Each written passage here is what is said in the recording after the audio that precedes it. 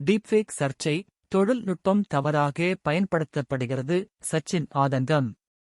AI தொழில்நுட்பத்தால் பாதிப்புக்குள்ளான நடிகை ராஷ்மிகா மந்தனாவைப் போல் தற்போது இந்திய கிரிக்கெட் அணியின் ஜாம்பவான் சச்சின் டெண்டுல்கரும் சந்தித்துள்ளார். தற்போது மிகவும் ட்ரெண்டிங்கில் உள்ளது ஏஐ எனப்படும் செயற்கை நுண்ணறிவு தொழில்நுட்பம் டீப்ஃபேக் என்ற செயலி. இதை பயன்படுத்தி எந்த ஒரு புகைப்படத்தையோ அல்லது வீடியோவையோ மார்பிங் செய்து ரியலானது போல் உருவாக்க முடியும். இதை பயன்படுத்தி ஒருவரின் குரலை தங்களின் தேவைக்கேற்ப பயன்படுத்திக் கொள்ள முடியும். சமீபத்தில் கூட தமிழ் பாடல்களை பிரதமர் மோடியின் குரலில் மாற்றி அதனை இன்ஸ்டாகிராமில் வைரலாக்கி வந்தன.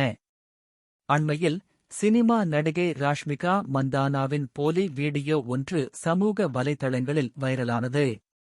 டீப்ஃபேக் தொழில்நுட்பத்தை பயன்படுத்தி சினிமா நடிகை ராஷ்மிகா மந்தானாவின் முகத்தை வைத்து போலியாக உருவாக்கப்பட்ட வீடியோ நாடு முழுவதும் பெரும் அதிர்வலைகளை உருவாக்கியது.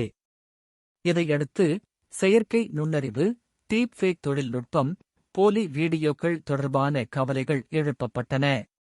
அதன் தொடர்ச்சியாக போலி வீடியோ தயாரித்து வெளியிட்டால் 3 ஆண்டுகள் சிறை தண்டனை மற்றும் 1 லட்சம் ரூபாய் அபராதம் விதிக்கப்படும் என எச்சரிக்கை விடுத்து மத்திய அரசு அது தொடர்பான அறிவுறுத்தல்களையும் வெளியிட்டது. நடிகை ராஷ்மிகா மந்தனாவை தொடர்ந்து கஜோல், பிரியங்கா சோப்ரா, ரத்தன் டாடா ஆகியோரின் போலி காணொலிகள் இணையத்தில் வைரலானது. இந்நிலையில் முன்னாள் இந்திய கிரிக்கெட் வீரர் சச்சின் டெண்டுல்கர் கேமிங் செயலி ஒன்றை விளம்பரப்படுத்தும் வீடியோ இணையத்தில் வெளியாகி அதிர்ச்சியை ஏற்படுத்தியுள்ளது.